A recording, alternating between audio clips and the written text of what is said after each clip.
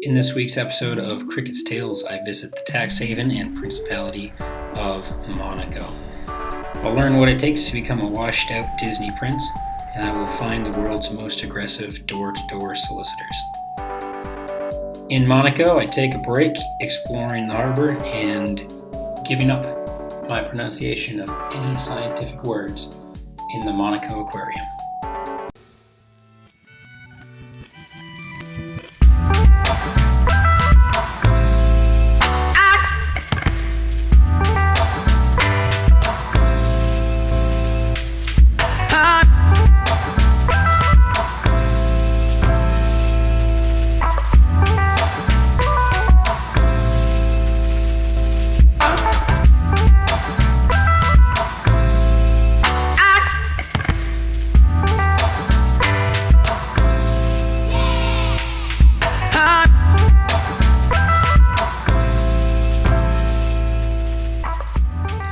Crossing into Monaco in the evening, I had to combat with road construction before finding my host. So I'm here, and that's where I'm trying to go. I've been up and down this road to no luck. Luckily, my GPS should tell me how to get there. So, yeah, that's embarrassing. There's this girl who comes and smokes from out this window. And I think it's my host, but I just don't know how to. Rapunzel. And her name's Maria. She's not gonna answer that. It's 3 minutes later, and I went down a hill when I should have gone up. So let's see. Come on, come on, come on, come on.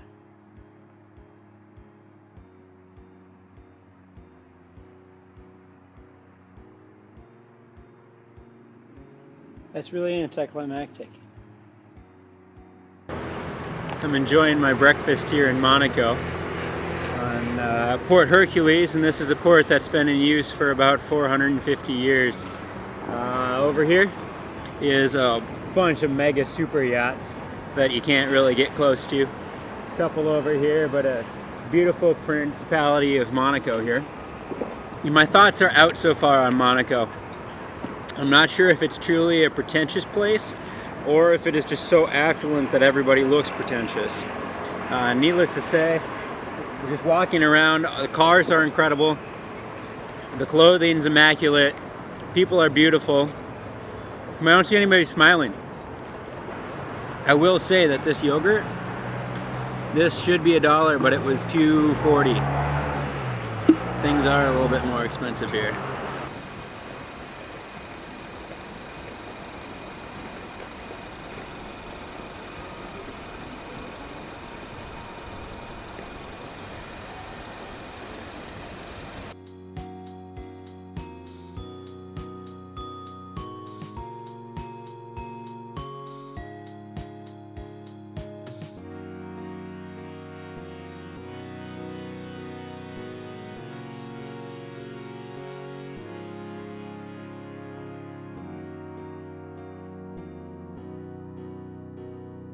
I'm here in Monaco outside of the Prince's Palace, and this is a palace that was captured by the ruling family, the Grimaldi family here in Monaco in 1297.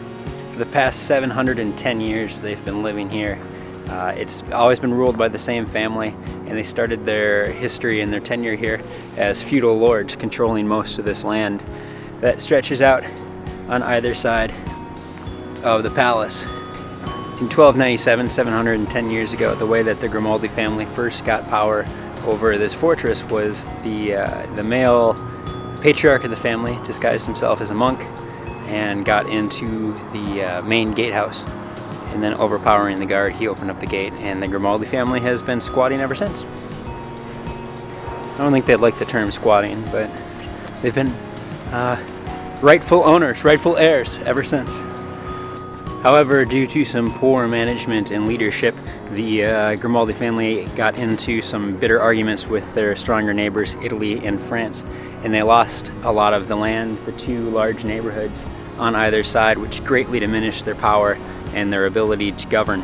And so they shrunk into their current state of land, which is 8 miles of border, and 4 of those are on the sea, and the rest is shared with France, who they still rely on for their military support.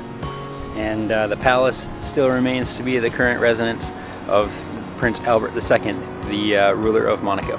The fortress is unique in Europe, as since the Montagues and the Grimaldi family did not have any other areas to expand to due to such a small country, they had to settle with expanding their own fortress. And so the fortress has been expanded over the last 700 years. And when the family wanted something new, a little change of scenery, they just added a new wing or a new tower onto the fortress. The tower on the right doesn't match the palisade, and that does not match the top 2 towers. Doesn't match the ramparts, the 2 different styles of the ramparts that we have in front of us. To commemorate the event when the elder Grimaldi got into the castle right outside the gates is a monk, and the monk is holding on to his sword. So this could be a warning not to let the Jehovah's Witnesses nearby, or it could just be a beautiful statue. In just 38 seconds, I've spent 6.5 hours in Monaco, which is half an hour further than the agreement me and my buddy Luke have on how long it takes to know a country. I do feel that I know Monaco pretty damn well.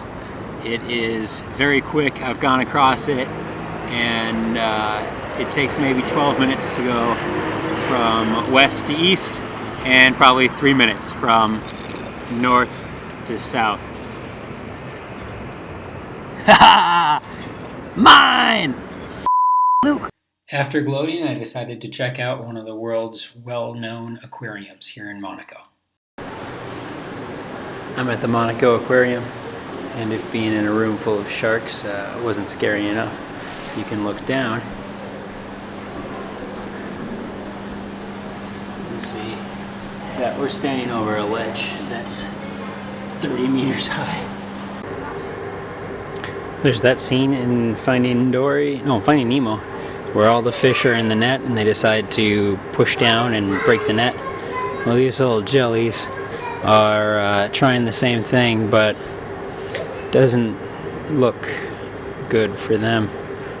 The bottom of their tank seems too strong. Or the other thought is that they're upside down using photosynthesis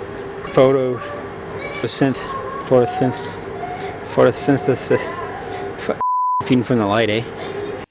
I really enjoyed the museum and was happy to see things that I haven't seen before, like this nautilus. Jacques Cousteau was the curator for 30 years. This thing of nightmares was a scuba suit used in the 1700s. It got to a depth of 9 meters. With a few euro burning a hole through my pocket, I stopped off at the famous Monte Carlo casino before calling it a day and heading off into Italy.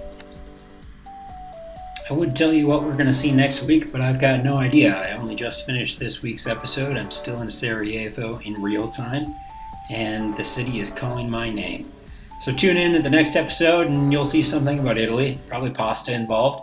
In the meantime, check out where I currently am at cricketstales.com, and special thank you, as always, to Patrick Patterson.